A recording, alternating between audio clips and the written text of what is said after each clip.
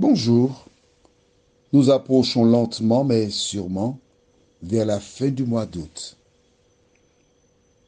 Plusieurs personnes s'en iront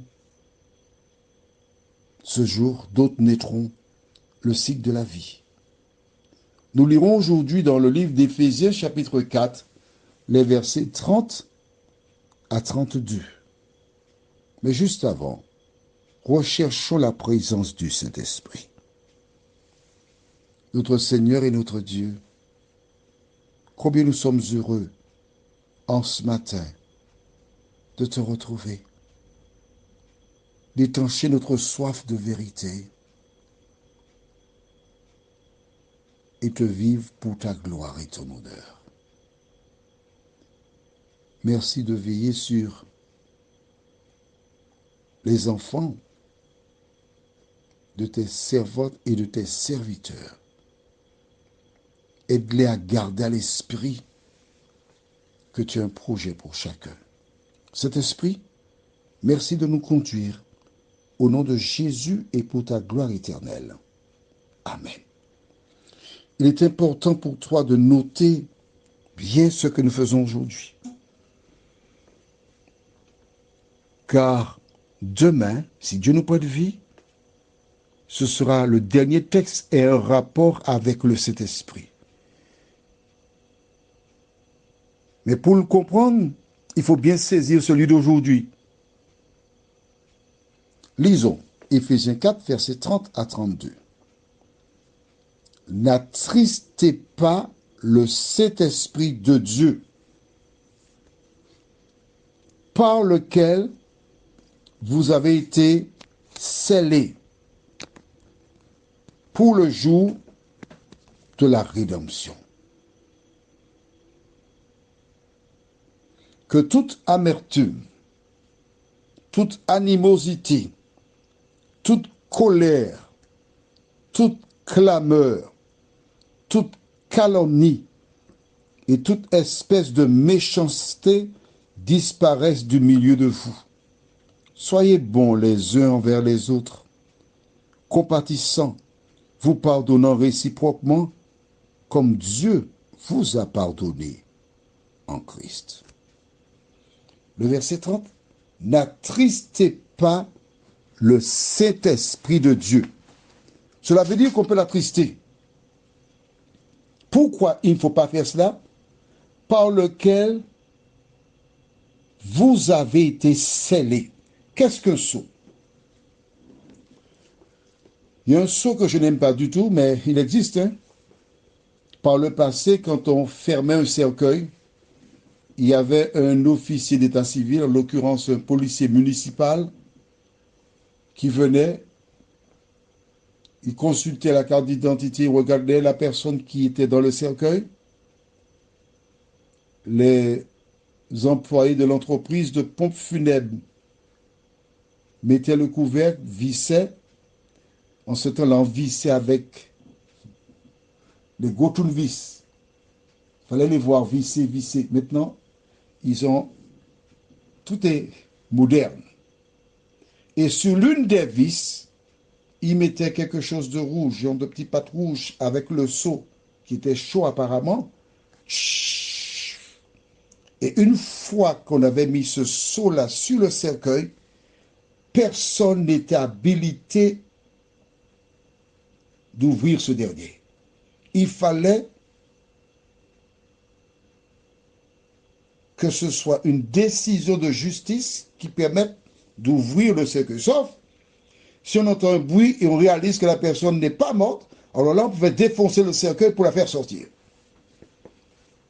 Mais Paul nous dit, n'attristez pas le Saint-Esprit de Dieu par lequel vous avez été scellés pour le jour de la rédemption.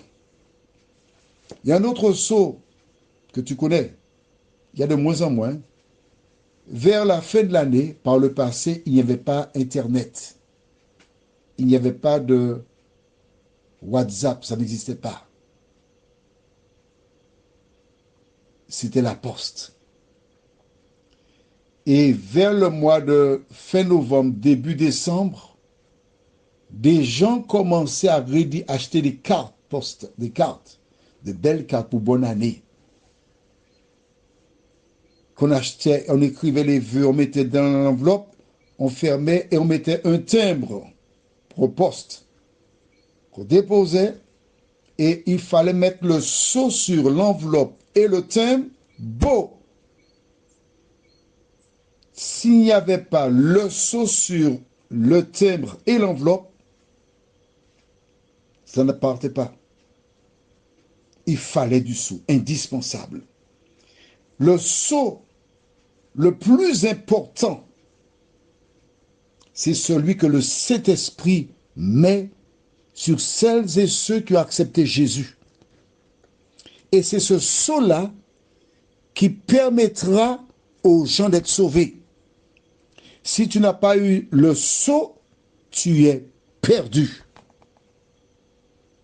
Or, si tu ne connais pas le Saint-Esprit, si tu n'acceptes pas le Saint-Esprit, si tu le rejettes, comment peux-tu obtenir le sceau? Tu es perdu. Voilà pourquoi dans les derniers jours, le diable pousse les gens à rejeter le Saint-Esprit. Oui. Ils refusent le Saint-Esprit. Dans des communautés, des personnes indiquent que le Saint-Esprit n'est pas Dieu. Donc ils s'en vont. Ils reconnaissent que Dieu le Père et le Fils. Pourtant, la Bible te dit, n'attristez pas le Saint-Esprit. Ah. Si le Saint-Esprit était juste un être au service, pourquoi l'attrister? Pourquoi l'attrister? On ne pourrait pas l'attrister. C'est un robot. Si, comme des gens déclarent, le Saint-Esprit, c'est la main agissante de Dieu, pourquoi dire n'attristez pas le Saint-Esprit? S'il n'était pas Dieu, Paul dirait tout simplement, n'attristez pas Dieu. Mais il parle du Saint-Esprit. Parce que c'est lui qui gère la terre. C'est lui le consolateur que Dieu a envoyé. Et quand il est en toi, que dit-il? La suite des versets, que toute amertume, toute animosité, toute colère, toute clameur, toute calomnie et toute espèce de méchanceté disparaissent du milieu de vous. J'ai lu un texte pour ma sœur hier, où elle raconte qu'un dirigeant d'une communauté religieuse se rendait à l'église et puis il a eu un malaise, il est tombé.